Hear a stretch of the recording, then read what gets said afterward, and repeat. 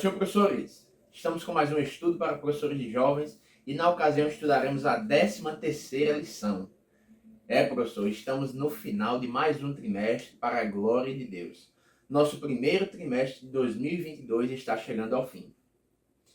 Nós encerraremos essa revista com a lição que tem por título: Para que creiais que Jesus é o Filho de Deus? O texto principal nos diz: Estes, porém, foram escritos para que creiais que Jesus é o Cristo, o Filho de Deus, e para que, crendo, tenhais vida em seu nome. João capítulo 20, versículo 31.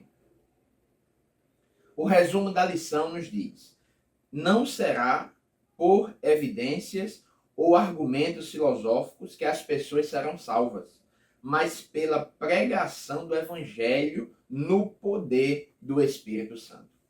Nós temos 3 objetivos. Primeiro, mostrar a incredulidade de Tomé, explicar que a incredulidade é um solo fértil para o surgimento de heresias, saber que a fé no Filho de Deus nos leva a ter a vida eterna. Glória a Jesus. O texto bíblico, que é a base para esta lição, está escrito no Evangelho de Jesus, segundo escreveu João, capítulo 20, versículos do 26 ao 31. A título de introdução, é importante nós frisarmos para os nossos alunos que estudaremos sobre a importância para a destruição das heresias e a solidificação da fé no Filho de Deus. Então é muito importante nós termos isso em mente. Desconstruir heresias e solidificarmos cada vez mais a nossa fé em Jesus Cristo. Essa lição tem 3 pontos. O primeiro ponto é a incredulidade de Tomé. O segundo, incredulidade e heresias. E terceiro, fé no Filho de Deus. Pois bem, professor, no primeiro ponto é importante que nós destaquemos a dúvida de Tomé ao ouvir os relatos dos demais discípulos, frisando que não foi uma ação de Tomé isolada. Nem todos que ouviram os relatos da ressurreição de Jesus creram. Então Maria Madalena, junto com Pedro, junto com João, chegaram ali ao sepulcro de Jesus, como nós já vimos em lições passadas. Até eles mesmos que estavam ali não entenderam muito bem o que aconteceu. Jesus se apresenta posteriormente a Maria. E aí nós veremos com um pouco mais de riqueza e detalhe no segundo tópico. Mas nem os discípulos que chegaram ali no sepulcro e não encontraram o corpo do Messias acreditaram rapidamente. Então depois que eles começam a anunciar aos outros, e aí Maria vai anunciar também aos discípulos, dizendo que Jesus tinha aparecido para ela, dizendo para ela continuar anunciando ele aos discípulos, a sua ressurreição. Nem todos acreditam de bom grado rapidamente. E mesmo vendo Jesus, alguns duvidaram, como nós podemos ver em Mateus capítulo 28, versículos 16 e 17. Então essa ação de Tomé não foi algo isolado. O problema é que Tomé acabou ficando conhecido como o homem cuja fé é muito pequena, ou o homem que não tem fé. Tomé virou sinônimo de ausência de fé na nossa tradição. Só que é interessante, a lição tenta esclarecer que, embora ele seja conhecido como alguém sem fé, Jesus não o ignorou, porque ele conhecia o seu coração. Quando Jesus sondava o coração dos homens e entendia que não havia sinceridade, ele agia de modo diferente como agiu com Tomé. Por exemplo, nós podemos citar para os nossos alunos Mateus capítulo 16, versículo 4. Quando Jesus reconhece nos homens a ausência de fé e a ausência também de desejo de conhecê-lo verdadeiramente. Tomé disse: eu quero ver. Não vou acreditar nisso não. Jesus chegou aqui, apareceu para vocês. Não, eu preciso ver as marcas em suas mãos. Então que a gente possa apresentar para os nossos alunos essa outra visão. Porque a visão de um Tomé incrédulo, cético, morno até, espiritualmente, já tem sido muito divulgada, tem sido muito difundida em nosso meio. Mas é importante que nós, enquanto professores, procuremos mostrar aos nossos alunos essa outra perspectiva, essa outra visão, porque Jesus simplesmente chega lá outra vez e aparece a Tomé. Glória a Deus, e diz, ó, é aqui que você quer ver, então olhe, toque, veja. Ele poderia ter agido diferente. Quer não, Tomé? Então pronto. Ok? Então, esse é um ponto importante para destacar no início da lição. E um outro ponto que nós não podemos esquecer é sobre o Espírito Santo como um potencializador do testemunho de Cristo. O Espírito Santo, o batismo no Espírito Santo, né, nessa ocasião, como nós podemos ver, que Jesus disse aos discípulos que eles receberiam poder para testemunhar do seu evangelho. Lucas capítulo 24, versículo 49, por exemplo. Nós podemos ver que o Espírito Santo, o derramamento do Espírito, como aconteceu em Atos 2, representa, sinaliza uma potencialização na vida dos discípulos para a propagação do Evangelho. Então, o batismo no Espírito Santo tem essa característica fundamental: capacitar o crente a testemunhar de Cristo, potencializá-lo, turbiná-lo, glória a Deus. Então, nós precisamos explicar isso também para os nossos alunos. Eu penso que explicando esses dois pontos, Tomé e essa potencialização que o Espírito Santo traz para a vida do crente, eu penso que o ponto 1 está muito resolvido. Vamos para o ponto 2.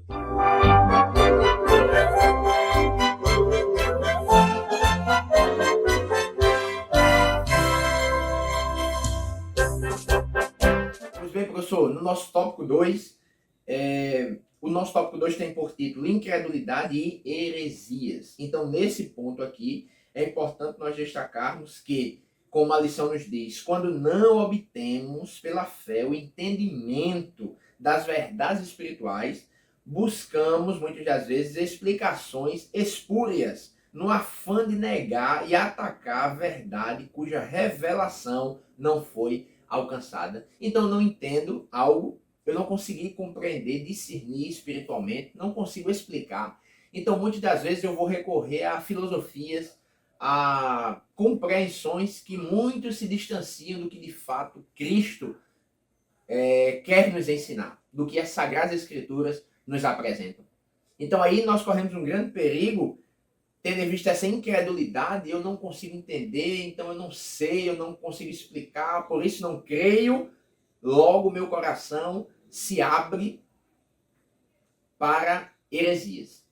E aqui, professor, como a lição sugere e aponta, uma das maiores heresias que estava se perpetuando aqui no início do cristianismo, né, foi o gnosticismo. E aí eu não acho necessário nós nos determos nisso, porque a lição já traz muitas explicações boas. Logicamente, você pode se aprofundar, né, em outros comentários bíblicos, mas o que a lição traz está de bom tamanho para nós debatermos e ensinarmos aos nossos alunos. Um ponto-chave que eu queria frisar aqui é um exemplo dessa falta de compreensão que muitos têm de determinada situação. Às vezes lê um texto bíblico, não entende muito bem, fica com dúvida, não procura alguém que saiba mais do que ele. E aí é importante nós alertarmos nossos jovens diante de alguma dúvida, algum questionamento com algum texto bíblico que pareça contraditório, que pareça esquisito, estranho. É importante que eles procurem alguém que saiba um pouco mais, alguém que estude um pouco mais a palavra, que já tem um tempo maior de estudo das Escrituras.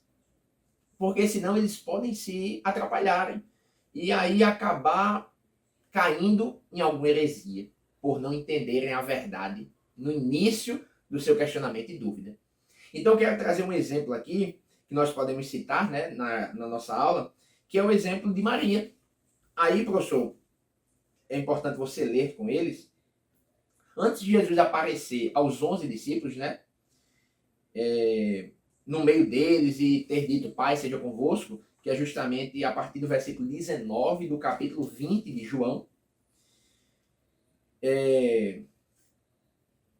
No versículo, dos versículos 11 a 18, nós vamos ver um fato muito interessante, que depois que Maria chega ao sepulcro de Jesus, não vê Jesus lá, o corpo de Jesus lá, ela não sai como os outros discípulos saíram.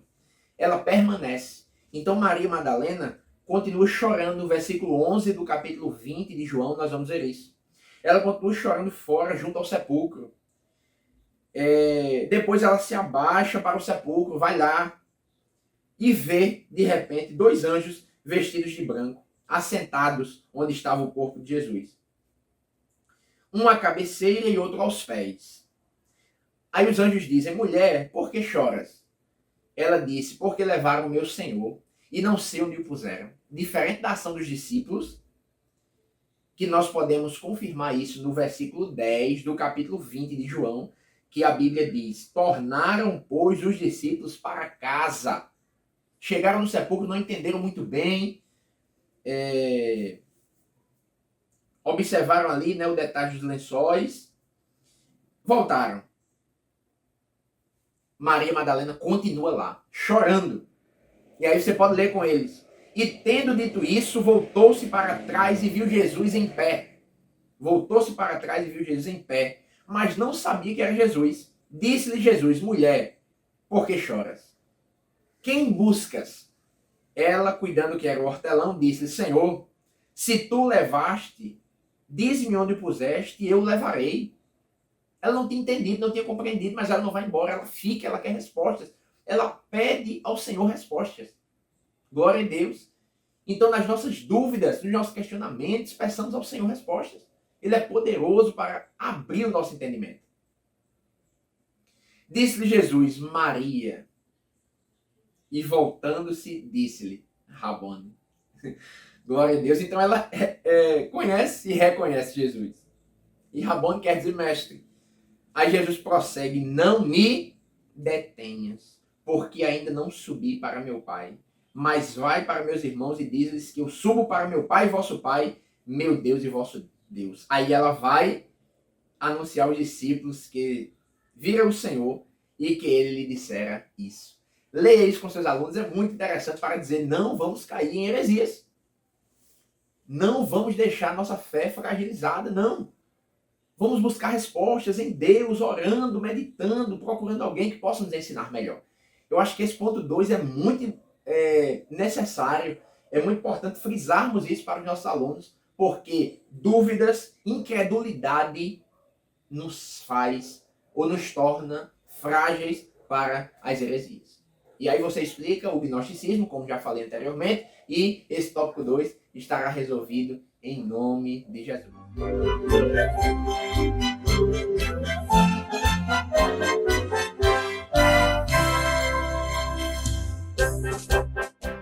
Agora vamos para o nosso terceiro e último ponto da lição.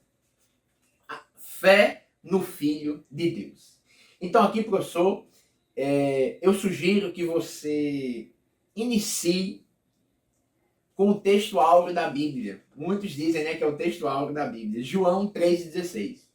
Porque Deus amou o mundo de tal maneira que deu o seu Filho unigênito para que todo aquele que nele crê não pereça, mas tenha a vida eterna. Eu penso que esse versículo sintetiza o que esse terceiro tópico da lição quer dizer. Observe que a lição vai tratar sobre Jesus sendo Cristo, que é o objetivo de João em todo o seu escrito, mostrar a divindade de Jesus. No subtópico 2, vai dizer crer para ter vida eterna, então a necessidade de crer em Jesus para alcançar a salvação. E João, capítulo 3, versículo 16, diz isso: para que todo aquele que nele crê não pereça, mas tenha vida eterna. E o terceiro subtópico diz extraordinária revelação, que é quando o próprio Jesus, e João vai escrever, se revela através de seus sinais, mostrando-se para a humanidade como um ser divino, ou seja, Jesus sendo Deus. Após ler João 3,16, você pode explicar o que é fé, fazendo uso do texto bíblico também de Hebreus capítulo 11, versículo 1. Ora, a fé é o firme fundamento das coisas que se esperam e a prova das coisas que se não veem. É por isso que Jesus, embora tendo compreendido o coração de Tomé, que queria de fato conhecê-lo, Jesus não se furta em dizer: bem-aventurado são os que não viram, mas creram, Tomé. Porque você ainda chegou a precisar ver, né? Você creu porque viu. Mas bem-aventurados que não viram, mas creram. E aí Jesus já está fazendo referência a nós. A igreja que viria posteriormente. Então hoje, embora não tenhamos visto Jesus, mas nós cremos nele. Nós temos o Espírito Santo dentro de nós que testifica. Glória a Deus. Então, tendo explicado João 3,16 e a fé, baseada em Hebreus capítulo 11, você pode finalizar esse tópico, professor, fazendo menção da nossa declaração de fé das Assembleias de Deus. Na sua página 50, como a lição também sugere, que é quando a nossa declaração de fé vai tratar sobre a identidade do Senhor Jesus Cristo. E aí você pode aproveitar mais algumas informações da nossa declaração sobre a divindade de Jesus. Que embora tenha sido 100% homem aqui na Terra, era 100% Deus. Ele foi o único. 2 em 1, digamos assim. 100% homem, 100% Deus. Glória a Jesus. Agora vamos para as nossas dicas pedagógicas.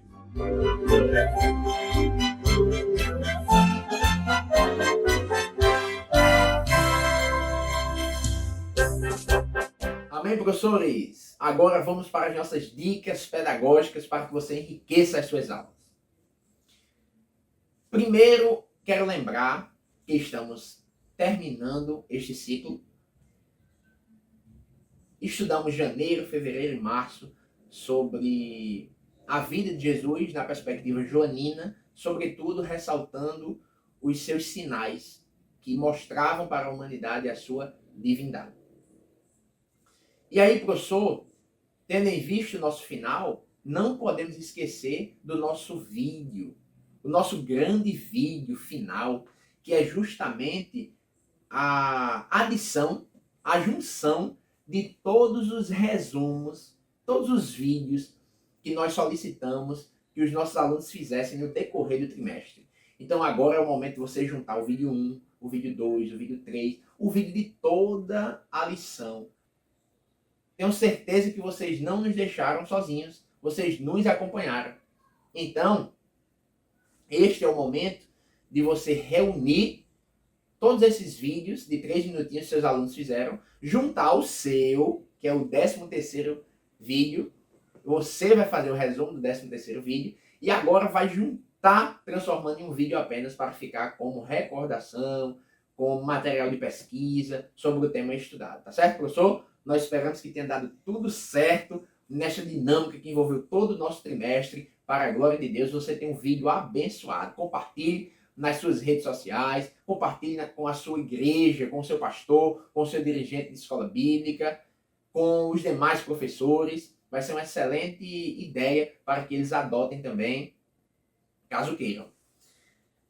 Como segunda dica pedagógica, nós queremos retomar a dica trazida na nossa lição. A lição sugere que nós escrevamos em um papel 3 perguntas. Está aí na sua revista, professor.